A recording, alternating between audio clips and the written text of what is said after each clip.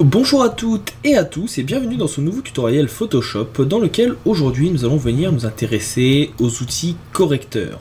Ces outils qui se trouvent à cet endroit, au même endroit que l'outil pièce, qui fera l'objet d'un prochain tutoriel gratuit, vous permettra de venir, comme son nom l'indique, corriger vos photographies.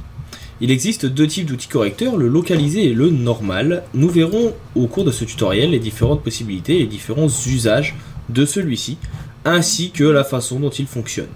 Vous verrez comment les utiliser pour venir retoucher et faire disparaître des éléments d'une photo, par exemple ici ça peut être des personnages, donc très rapidement. Nous verrons comment les utiliser également pour retoucher une photo et faire disparaître des petits détails que l'on ne souhaite pas forcément. On verra comment enlever la boue par exemple du visage de ce jeune homme. Si jamais vous avez des questions au cours de ce tutoriel, n'hésitez pas à m'en faire part, je resterai à votre disposition via les sections commentaires, entraides et FAQ sur tuto.com pour vous aider au mieux à la compréhension et l'utilisation de ces outils. J'espère que ce tutoriel vous sera utile et je vous en souhaite un bon visionnage.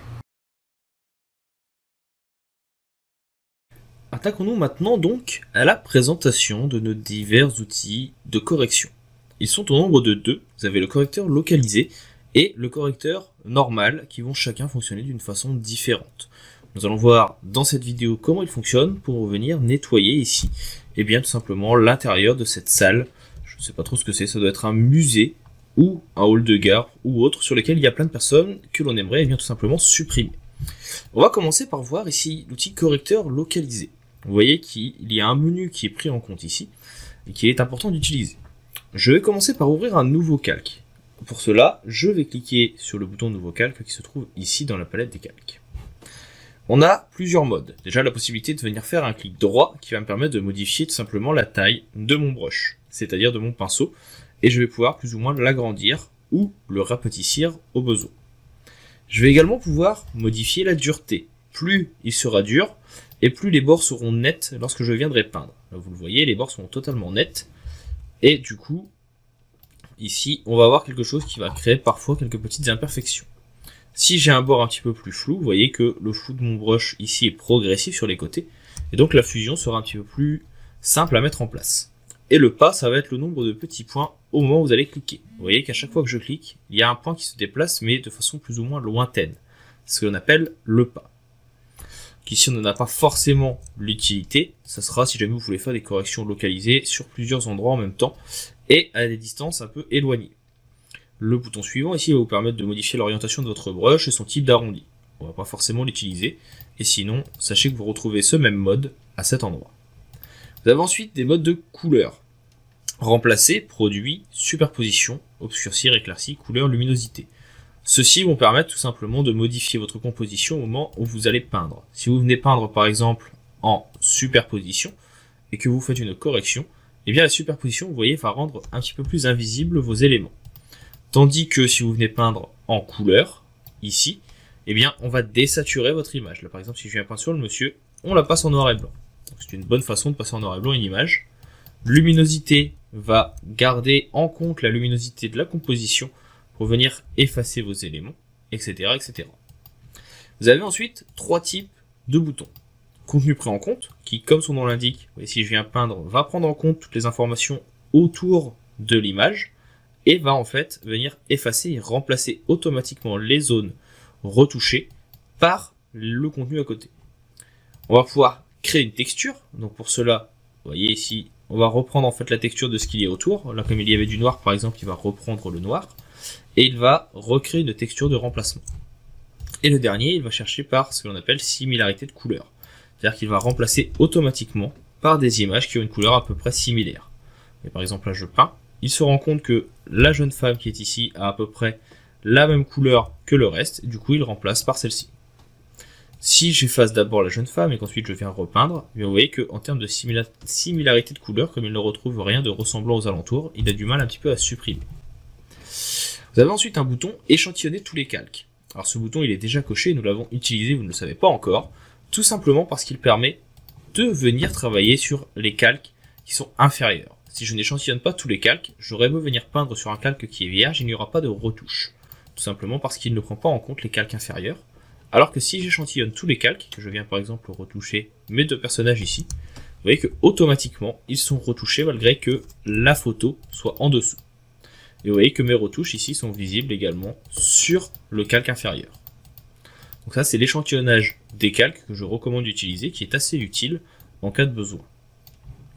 Et vous avez également, quand vous êtes en similarité de couleur ici, la possibilité d'augmenter la diffusion ou non.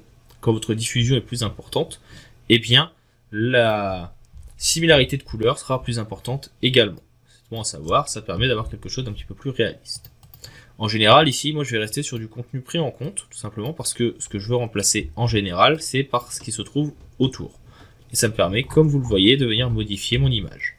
Alors, le problème de cette technique, par exemple pour le cas présent ici, c'est quand on le fait en gros, comme je viens de le faire, cela va supprimer légèrement des pièces. Par exemple, ici, ça va supprimer des morceaux de carrelage. C'est pas forcément adéquat. Donc, il faut venir zoomer et il faut venir ici travailler par petites touches et surtout bien faire attention aux différents carreaux. Si vous travaillez de loin comme ceci et que les carreaux ne vous intéressent pas ou qu'au contraire, après, vous voulez venir rajouter de la texture dans votre élément, vous pouvez très bien, sans problème, venir peindre, effacer les éléments qui ne vous intéressent pas pour pouvoir venir après refaire un carrelage comme vous le souhaitez. Là, dans un premier temps, on va vraiment supprimer les gens, vous voyez, en quelques minutes, même si le carrelage, au final, ne reste pas bon et qu'il bouge un petit peu. Vous avez ensuite un deuxième outil, donc qui s'appelle, lui, correcteur normal. Et lui, si vous venez cliquer, vous voyez qu'il ne fonctionne pas. Il va fonctionner comme le tampon de duplication. Vous pouvez d'ailleurs retrouver une vidéo dédiée sur la chaîne en cas de besoin. Et vous allez devoir prendre ici un point de référence. Par exemple, je vais cliquer ici sur le carreau à côté de la jeune fille. Je vais pouvoir venir augmenter la taille et tout simplement je vais venir peindre et cela va automatiquement remplacer par rapport à ce que j'ai à côté. Et il va prendre en compte la luminosité, mais aussi et également les formes et tout ce qui se trouve à côté. Donc ça peut être intéressant pour venir corriger, vous voyez, certains petits détails. Encore une fois, vous avez plusieurs modes. Possibilité de faire des modes en couleur. Donc par exemple, ici, si je prends la sélection ici, je viens peindre mon personnage, il apparaît en noir et blanc. Ça permet vraiment de faire de la désaturation localisée. On va avoir remplacé, qui va vous permettre tout simplement également de venir remplacer des éléments sur notre photo. Vous voyez que ici, en termes de contenu, on va prendre un petit peu de tout. Vous remarquez maintenant que je ne travaille plus que sur un seul calque, ce qui n'est pas forcément bien. Encore une fois, comme nous l'avons vu tout à l'heure, je reviens en arrière, sachez que vous pouvez rééchantillonner ici tous les calques. Soit vous rééchantillonnez seulement sur les calques actifs, donc ici c'est-à-dire que vous allez rééchantillonner un calque où il n'y a rien. Si vous prenez une référence, vous voyez que vous ne pouvez rééchantillonner que des éléments que vous avez déjà fait. S'il n'y a rien, il ne rééchantillonne pas. Sinon, vous pouvez prendre ici tous les calques, et de cette façon, quand je viens rééchantillonner, il prend en compte l'intégralité des calques. Vous pouvez faire également, c'est intéressant, un petit échantillonnage, mais également un motif. Vous venez choisir dans vos motifs, et là où vous allez cliquer maintenant, l'outil correcteur va remplacer par le motif que vous allez choisir. Ça peut être assez intéressant pour ajouter de la texture, ou pour remplacer par certaines autres personnes. Vous voyez également que ici, vous avez un certain nombre de motifs disponibles. Si cela vous intéresse d'en apprendre un petit peu plus, je ferai une vidéo dédiée prochainement sur la chaîne YouTube. Enfin, vous avez ici un petit cercle barré. Cela veut dire tout simplement que si vous venez prendre en compte des retouches, donc là par exemple je vais venir retoucher à cet endroit, c'est pas forcément adéquat encore une fois avec le carrelage, mais c'est juste pour vous montrer en gros, après on verra l'utilité autre part. Alors, je vais me remettre, donc pas en motif mais en échantillon. Si je remplace, eh bien tout se remplace. Maintenant imaginons que j'ai fait un calque de réglage, qui soit par exemple ici, qui ait poussé la luminosité, un petit peu, et un petit peu les contrastes. Il est en dessous, et je veux rééchantillonner uniquement ce qui se trouve ici. Je crée un nouveau calque, et je veux rééchantillonner en suivant le blanc. Je ne coche pas ce petit cercle. Je viens prendre une référence, et vous voyez que la référence prend en compte le carrelage de couleur blanc. Donc vous voyez, c'est assez intéressant, ça permet de venir corriger différentes parties très rapidement. Maintenant, imaginons que je ne souhaite pas prendre en compte mon filtre ici, mon calque de réglage. Je vais cocher la zone, je vais venir prendre une référence, et automatiquement, le logiciel va en fait prendre en compte la couleur de base, et non pas la couleur retouchée. On le voit bien ici, si j'enlève le calque, j'ai toujours une zone un petit peu plus blanche, qui apparaît tout simplement parce que, eh bien, c'est comme ça qu'elle est. Donc voilà pour les outils donc de retouche. On va voir comment l'utiliser plus qu'ici, parce que là c'est pas forcément l'outil adéquat. On le reverra cette photo sur la présentation de l'outil pièce. On va voir comment venir par exemple enlever des traces de boue, eh bien, sur un vêtement d'un coureur. Je reprends mon outil correcteur, vous voyez, je vais juste venir peindre tout doucement sur les zones à corriger, et le logiciel va regarder ce qui se trouve autour et automatiquement remplacer par du contenu me permettant d'avoir une retouche plus adéquate. Vous l'aurez compris, ce sont des outils qui ne permettent pas de faire des retouches donc énormément grandes. C'est pas quelque chose que l'on fait de loin comme ceci, c'est quelque chose que l'on va faire de près pour pouvoir venir retoucher au maximum et garder un maximum de qualité. Je vais pouvoir continuer par exemple ici, vous voyez, je vais venir repeindre les petits défauts, les petits grains de beauté, les petits morceaux de peau et également les petits morceaux de terre et de boue qui apparaissent, que ce soit avec l'outil correcteur ou non.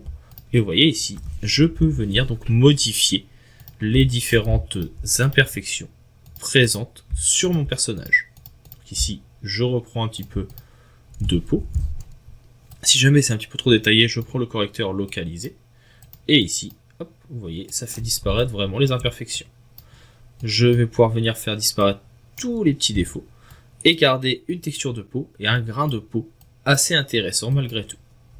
Si jamais vous faites une erreur et que vous souhaitez revenir en arrière, sachez que vous avez toujours donc l'historique qui est à disposition.